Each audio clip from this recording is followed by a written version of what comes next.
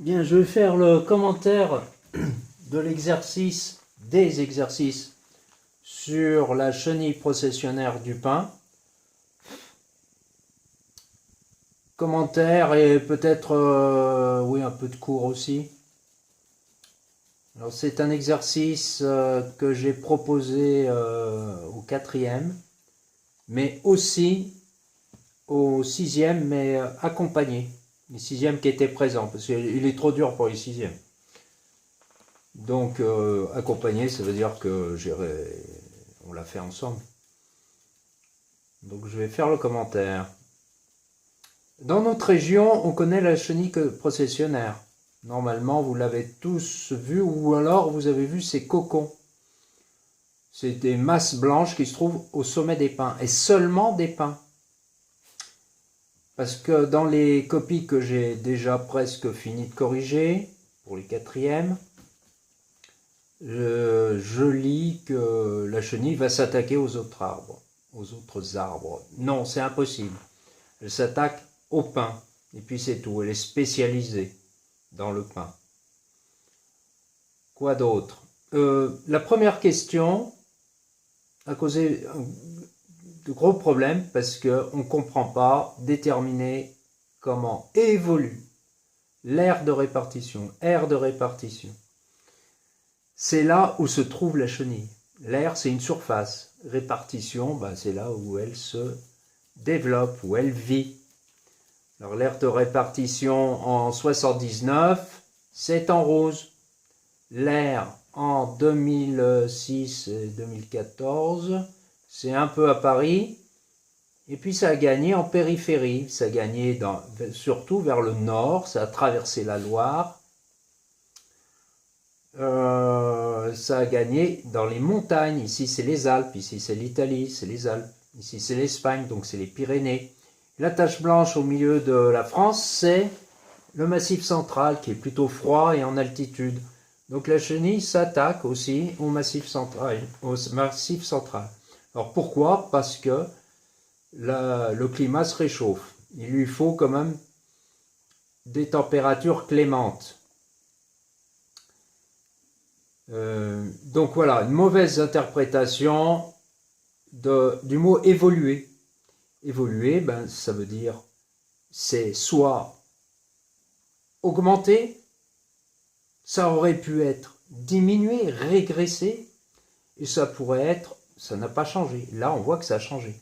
Alors j'ai un élève ou deux ou quelques élèves, disons, qui considèrent que en 2006, les chenilles étaient là en périphérie, là où c'est rouge, mais elles avaient disparu ailleurs. Non. L'aire de répartition, c'est tout ça, c'est tout cet ensemble rose et rouge, ainsi qu'autour de Paris. Bien, alors, déterminer quelles espèces d'arbres pourraient devenir dominants en France. Au pluriel. Quand vous avez un devoir à faire, regardez bien si c'est au singulier ou au pluriel. Donc ça veut dire, c'est une supposition, hein, répartition prévue en 2100. On n'est pas sûr. Voilà la photo actuelle, l'image actuelle, avec le pin qui est là, en ocre orange. J'ai l'impression, en corrigeant les copies, que certains élèves ne voient pas bien les couleurs. Donc on voit que en 2100, le pin maritime, celui qui vit dont les forêts se trouvent au bord de l'Atlantique, et ben ce pin gagne une bonne partie de la France. Ainsi que le chêne, qui est en rouge. J'ai eu des élèves qui me disent, c'est le châtaignier qui va gagner. Alors je ne sais pas s'ils voient bien les couleurs. Parmi les garçons, il y a quand même pas mal, 1 sur 10, qui a des problèmes avec les couleurs. Chez les filles, c'est beaucoup plus rare. Vous verrez ça l'année prochaine, la génétique. Bon. Donc il y avait au moins cité 2 arbres. Il fallait citer 2 arbres. Après les autres, on ne va pas s'attarder aux sapins, je ne sais pas. Expliquer les conséquences. Alors les questions, souvent, ici, elles sont doubles. Il y a deux éléments auxquels il faut répondre. Il ne faut pas s'arrêter au premier élément. Conséquence, eh bien, comme on a lu le début, là, on sait que c'est une chenille processionnaire du pain. On peut se douter que si on l'appelle processionnaire du pain, c'est qu'elle vit sur des pins. Alors ça, c'est pas évident pour tout le monde. J'ai des élèves qui me disent, elle va s'attaquer à tous les arbres. Non. Quand on habite dans une région où il y a la chenille processionnaire du pin, on devrait le savoir. Et puis on le dit là, elle s'attaque aux forêts de pins. Mais non, ça ne suffit pas ça. Il faut vraiment lire et relire les éléments qu'on vous donne. Donc j'ai quand même beaucoup d'élèves qui me disent, mais ça va attaquer les chênes. Ben, évidemment, les chênes augmentent, donc ça va attaquer les chênes. Ben non, elle ne digère pas les chênes. Voilà, c'est comme ça. Donc puisque le pin maritime va gagner en surface, il est probable que la chenille suive. D'ailleurs, si elle est autour de Paris, si elle est au nord de la Loire, si elle est dans les montagnes, c'est qu'elle est déjà présente.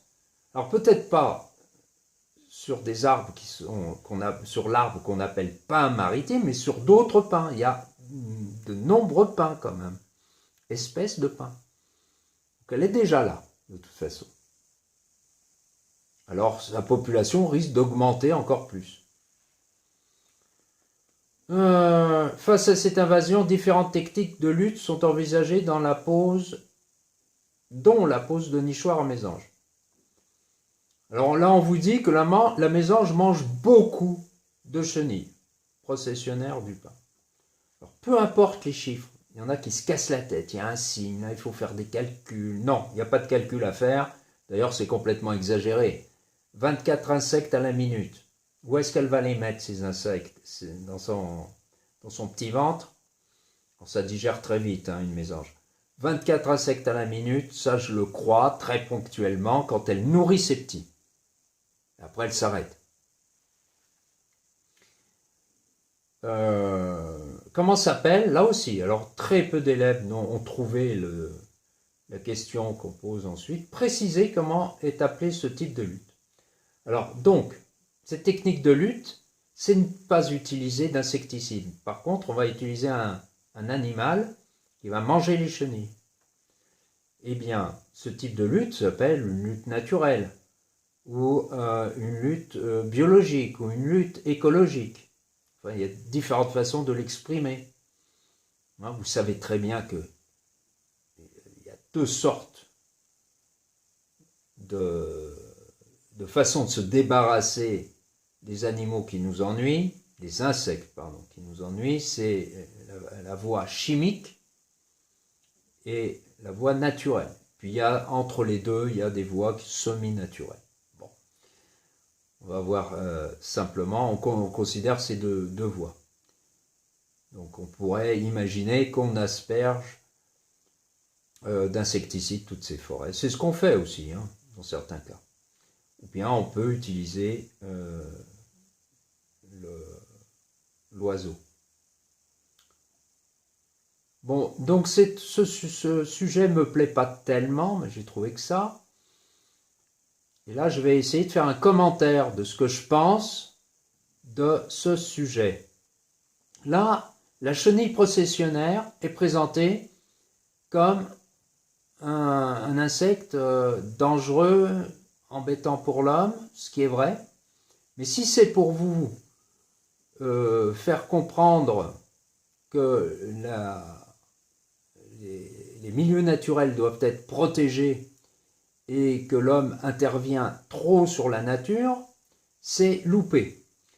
Là, évidemment, l'expansion du pin et des chenilles processionnaires qui suivent est due au réchauffement climatique. Le réchauffement climatique est dû aux effets du gaz qu'on appelle dioxyde de carbone, le CO2, dans l'atmosphère. Ce gaz produit un effet de serre. Comment il est produit ce gaz? Il est produit par la combustion des énergies fossiles. Je vous rappelle ce que sont les énergies fossiles, c'est le pétrole, le charbon et le gaz naturel. Donc il y a un effet sur la nature de l'homme. L'homme est tellement nombreux, il a une activité tellement importante qu'il modifie le climat. Mais il faudrait rappeler à ceux qui ont fait ces sujets d'exercice que les pins, en tout cas chez nous, c'est clair, au Ventoux, ils ont été plantés aussi. Ils ne sont pas si naturels que ça, c'est des pins à crochets qui viennent de je ne sais où. On l'a bien voulu, c'est une artificialisation du Ventoux, qui, autrefois, d'ailleurs, il y a une centaine d'années, était un peu plus de 100 ans, était totalement dénudé. Aussi un effet de l'homme. Donc cette histoire entre des chenilles et du pin, c'est une histoire naturelle. Le pin se défend comme il peut contre la chenille attaque le pin, on est dans une relation normale d'un prédateur avec sa proie, pour ainsi dire. On pourrait ajouter la mésange et bien d'autres oiseaux qui mangent les chenilles, et donc l'ensemble, chenilles, pins, oiseaux, sont en équilibre. Mais en tant qu'être humain, ça ne nous plaît pas. Ça ne nous plaît pas parce que cette chenille est dangereuse pour l'homme.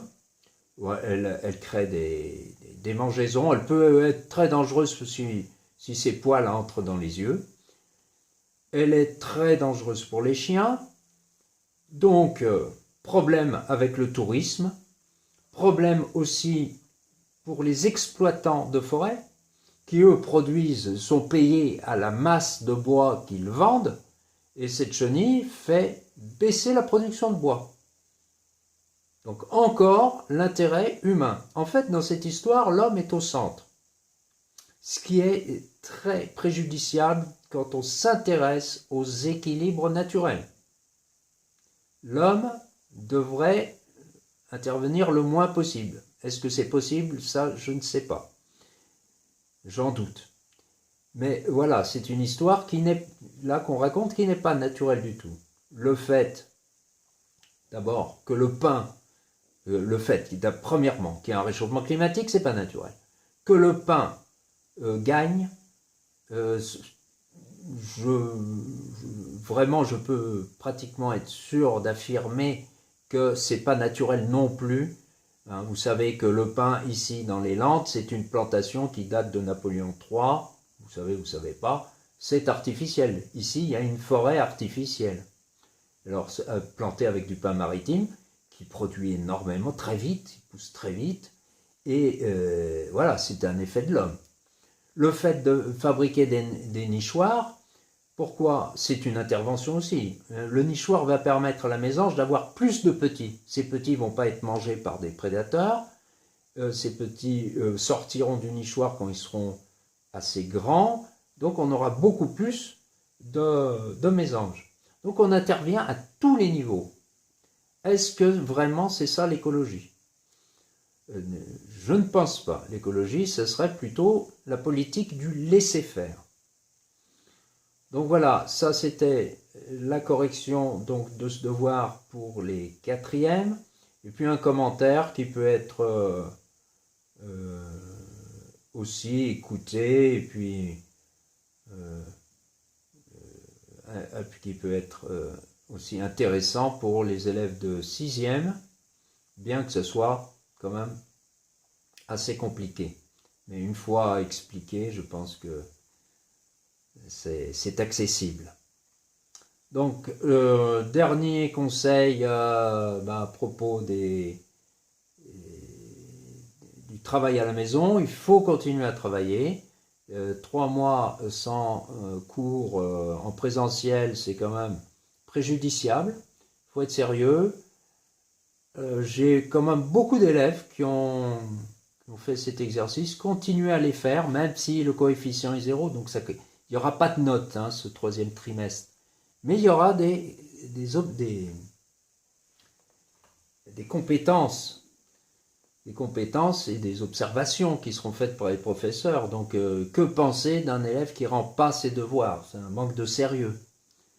Sauf si on a des cas de force majeure, pas d'ordinateur, pas de parents qui puissent nous aider.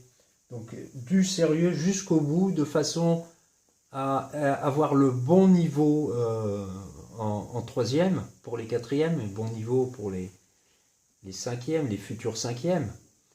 C'est des sujets et des exercices qui sont de l'entraînement. Et donc, c'est toujours bon de réfléchir dessus, et même de les faire et de se faire corriger. Alors, faites des phrases, continuez, mais ne vous relâchez pas. Faites des phrases structurées, exploitez les documents. Prenez votre temps, relisez. Quand vous ne comprenez pas un mot, faites une recherche. Il y a quand même un minimum de sérieux à avoir. On voit tout de suite un travail qui est fait trop rapidement. Bon courage.